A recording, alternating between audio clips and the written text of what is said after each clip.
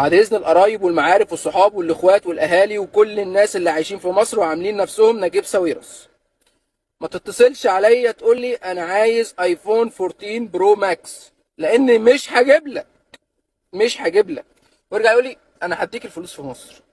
انا مش عايز الفلوس في مصر، ده بجد والله. باشا انا راجل عليا فواتير غاز وكهرباء وميه واتصالات، عندي بترول، عندي سالك، عندي ايجار شقه، عندي ليله وهم ما يتلم يا باشا، فانا ما اقدرش اجيبه لك والله بجد، بجد يعني. وبعدين لما انت راجل نزيه قوي كده ومعاك الفلوس كاش، طب ما تشتريه من مصر، ما هي مش فارقه كتير. وبعدين يا باشا انا عايز اقول لك على حاجه، انا راجل لما فكرت اجيبه انا جبته قسط على اتصالات، لان معيش الامكانيه ان انا ادفعه كاش. انت حالتك الماديه احسن مني، فبعد اذنكم يا جماعه اشتروه من مصر.